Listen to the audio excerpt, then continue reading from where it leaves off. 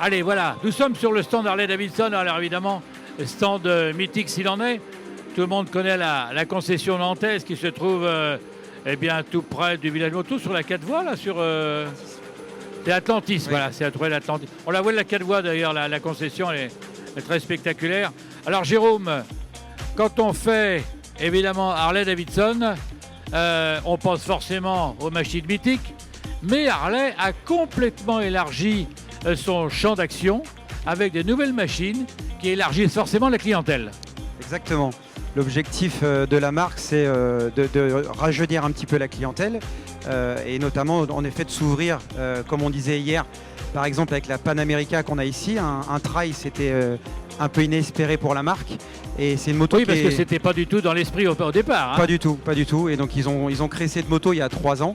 Et la moto est bien née en plus, donc c'est agréable. C'est une jolie moto qui marche bien et qui est efficace. Et puis, comme on disait, on a des motos préparées, pas que avec du chrome, dans le sens où on y met des couleurs un petit peu vives, un peu sympas, qui peuvent plaire à un petit peu tout le monde.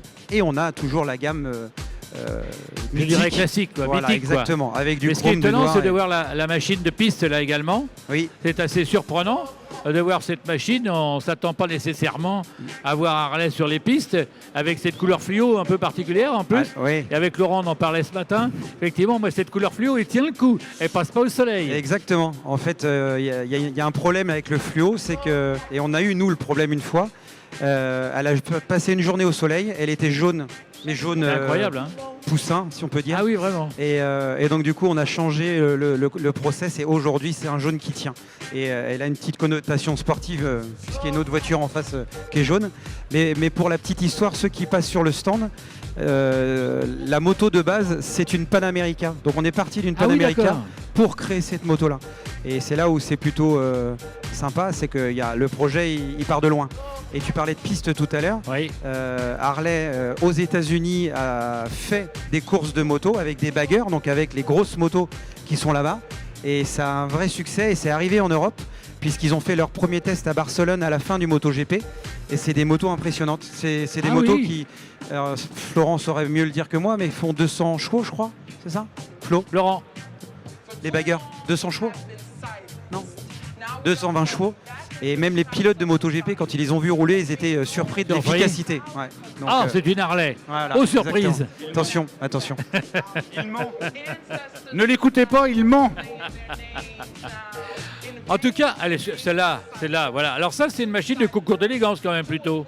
Hein, Laurent? Ça, c'est exactement une moto de concours d'élégance. Ils ont eu la gentillesse, Harley-Davidson a eu la gentillesse de nous préparer spécifiquement pour le salon cette moto. J'en suis tombé amoureux vendredi quand ils l'ont emmenée. Elle est absolument magnifique. Et c'est la révélation du savoir-faire Harley-Davidson, des équipes Harley-Davidson Nantes et Le Mans, de Jérôme et Denis. Et véritablement, quand on dit que le diable se cache dans les détails, on peut voir jusque sur l'embout de guidon le petit logo Harley-Davidson peint spécifiquement par les équipes Harley. Donc vraiment, le diable sur cette moto, le diable est dans les détails. Oui, Laurent, mais c'est ce que tu dis. En plus, il y a une évolution, je dirais, dans l'aspect spectaculaire des Harley. C'est-à-dire qu'avant, on avait beaucoup de chrome. On avait vraiment des débordements de chrome. On a des motos qui étaient très spectaculaires. Et alors là, on devient vraiment dans l'élégance, dans le chic. Ça n'a plus rien à voir avec l'état d'esprit d'il y a une vingtaine d'années, on va dire. Exactement. Là, on s'approche même du luxe et de la haute couture. On est véritablement dans de la haute couture. Le fluo, ça, c'est Jérôme... Notamment Jérôme qui a emmené sa patte, son coup de patte et ça plaît énormément. Tous les véhicules de Jérôme ont un peu de fluo et il va pouvoir vous raconter parce que le fluo c'est très très compliqué, on en a parlé tout à l'heure. Vous en avez parlé? Oui, si j'écoute pas ce que vous dites aussi c'est de ma faute. Voilà. Mais vraiment, voilà, la qualité de finition, la qualité de préparation. Et ce qui est génial avec une marque comme Harley, c'est qu'on peut faire exactement ce qu'on veut. On est dans le luxe et le sur-mesure. Dans la haute couture. Jérôme, on retrouve Harley. À quel endroit? On va le repréciser parce que nos amis qui veulent en prendre plein les yeux également, pas seulement ceux qui veulent venir acheter une machine, mais qui veulent également les voir. On a une superbe concession. Elle se trouve À Saint-Herblain, À Saint-Herblain. juste en face Atlantis, rue du Guet-Trouin. En Voilà. face Atlantis, rue du Guédrouin. Voilà. Merci beaucoup.